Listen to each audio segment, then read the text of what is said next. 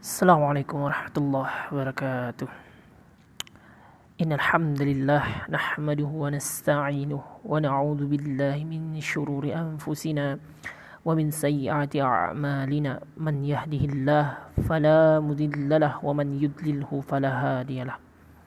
Asyhadu an la ilaha illallah أشهد أن لا إله إلا الله وحده لا شريك له أشهد أن محمدا عبده ورسوله لا نبي ولا رسول بعد. Baik, alhamdulillahirabbil alamin. Pada hari Jumat yang penuh barakah ini insyaallah taala saya ingin menyampaikan sebuah ilmu insyaallah bermanfaat bagi kita seluruhnya. Baik, ayah bunda, ini khusus kepada ayah bunda ya yang sudah berkeluarga. Yang ingin saya sampaikan adalah yang pertama, dasar ataupun atau tujuan dari pembuatan nasihat ini adalah karena saya melihat di beberapa saja, di banyak santri ataupun di hidup mereka tidak punya namanya konsep dalam menjalani kehidupannya. Ini ada beberapa faktor yang menyebabkannya. Di antaranya adalah yang pertama, ada karena faktor ayah yang telah tiada. Jadi faktor ayah yang telah tiada ini, apalagi di usia anak yang masih kecil, ini menyebabkan sang anak tidak punya panduan atau tidak punya konsep dalam mengarungi tumbuh kembangnya dia. Sehingga sang ibu atau baik pun sang anak, dia tidak punya road map. In English we call it road map. So when they spend their life, they can't do anything because in their society, in their school, they don't find the concept. They don't know because they're very busy to their life, about their gaming, their friends, and other social media. So this is the problem of today.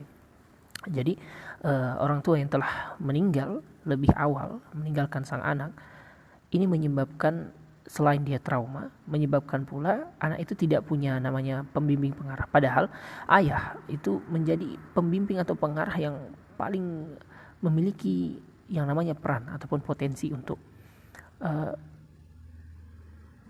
mengajak anak itu dalam kebaikan. Begitu pula sebaliknya dalam keburukan. Jika sang ayah itu memiliki sifat yang atau karakteristik yang bisa membuat anak itu jauh dari kebaikan, maka sang ayah itu sangat berperan aktif di sana. Oleh karena itu, ketika sang ayah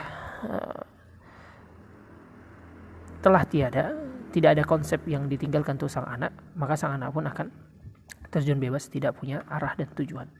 Yang berikutnya adalah maksud yang ingin saya sampaikan, nanti akan saya ulas di akhir, adalah orang tua yang sibuk bekerja jauh dari rumah atau tempat tinggal, sehingga anaknya sama sekali tidak mendapatkan sentuhan. Nah, karena tidak mendapatkan sentuhan, maka siapa yang akan menyentuhnya? Sedangkan anak itu tidaklah tumbuh atau berkembang hanya dengan yang namanya makanan, tidak. Karena manusia membutuhkan fisik dan batinnya. Maka sang anak itu perlu diberikan asupan batinnya, perlu diberikan makanan rohaninya. Dan ini adalah tanggung jawab dari seorang orang tua, baik ibu maupun ayah, terkhusus sang ayah. Jadi nafkah itu tidak tertuju hanya pada material, tetapi juga fisikal. Maksudnya sentuhan batinnya harus disentuh. Bagaimana kita mensiasatinya? Nah, nanti kita akan sampaikan di akhir ya. Dan yang terakhir adalah ini khusus pula kepada yang belum berkeluarga. Ini bisa ditiru insyaallah taala. Jadi kepada teman-teman yang belum berkeluarga, untuk menghindari namanya tontonan ataupun tampilan kepada anak-anak kita ke depannya, di mana kita sering akan berkomentar, wah tidak boleh seperti ini, tidak boleh melihat ini, tidak boleh itu. Tapi kita tidak memberikan kepada mereka solusi. Kita tidak memberikan kepada mereka yang namanya alternatif lain. Sehingga apa yang kita sampaikan itu membuat mereka jengah. Terus solusinya apa gitu? What is the solution of this problem? We need the solution, not just a critic. Nah, gitu. Jadi kita perlu memberikan solusi, bukan hanya kritik. Dan ini bisa kita persiapkan mulai hari ini, mulai saat ini, mulai sekarang. Bagaimana caranya? Maksudnya, nah ini yang akan Ustaz akan yang saya sampaikan dari orang tua tadi yang akan segera meninggal. Tentu kita semua adalah kullu nafsin dha'iqatul maut. Seluruh manusia yang bernyawa akan meninggal. Karena kita akan meninggal, tapi masalahnya kita tidak tahu kapan kita akan meninggal. Maka yang bisa kita lakukan adalah mempersiapkan kematian itu. Bagaimana caranya? Caranya adalah gunakan sosial media yang kita punya. Gunakan alat perekam yang kita punya. Untuk menyampaikan tujuan hidup kita itu sebenarnya apa? Untuk membacakan dakwah ataupun membacakan nasihat-nasihat dengan cara direkam. Ini dapat menjadi memori bagi sang anak, memori baik bagi sang anak. Jika kita masih hidup dalam jangka panjang, taruhlah kita sibuk seperti yang tadi, kita berada di tempat yang jauh. Ini kita berikan saja nasihat-nasihat itu melalui sosial media. Sehingga anak kita akan diisi kepalanya, memorinya dengan apa-apa yang kita nasihatkan. Dia akan merasa, oh ternyata ayahku, ibuku itu memberikan yang terbaik, berusaha yang terbaik. Mereka meski jaraknya jauh tapi tidak melupakan saya. Meski sudah meninggal tapi dia menyiapkan betul-betul untuk saya selaku anaknya. Jadi mereka arahnya jelas, tujuannya jelas kemana. Jadi mereka tidak merasa diabaikan. Nah, sungguh berbahaya jika anak-anak itu merasa dia tidak dipedulikan, dia tidak dianggap, bahkan dia kehilangan tanpa sempat mengenal. Itu sungguh-sungguh berbahaya. Kenapa? Karena kita telah tiada, sedangkan tujuan dari berkeluarga atau memiliki anak itu adalah untuk mereka mendoakan kita, mereka menjadi amal jariah bagi kita. Namun jika sebaliknya, maka gagallah sesungguhnya tujuan dari pernikahan itu. Tentu agar ini tidak terjadi, ini bisa diawali mulai dari sekarang. Maka seluruh penonton ataupun pemirsa yang sedang hadir maupun tidak hadir, atau yang sedang melihat sekarang ataupun yang melihatnya di lain waktu, coba pikirkan, coba renungkan, karena kematian itu tidak ada yang tahu. Persiapkan.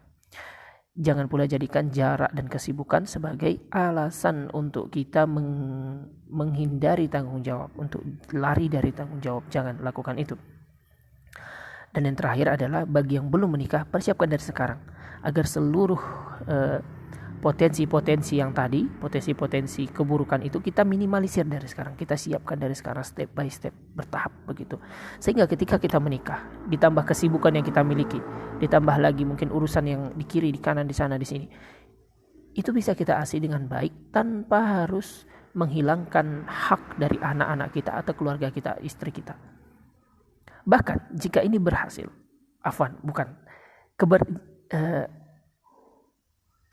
peluang ini ataupun kajian ini dapat ditiru orang lain menjadi peluang-peluang kebaikan. Oleh karena itu, siapkan diri kalian, siapkan seluruh fasilitas yang kalian miliki untuk berbuat baik, untuk beramal soleh. Ini dapat saya sampaikan. Ada teman saya tadi yang datang. Assalamualaikum, Mas Zulhan Famungkas ya. Baik, ini yang dapat saya sampaikan. Semoga bermanfaat. Kurang lebihnya saya mohon maaf. Kembali, mari kita persiapkan diri kita agar kita tidak hanya menuntut tanpa berbuat. Assalamualaikum warahmatullahi wabarakatuh.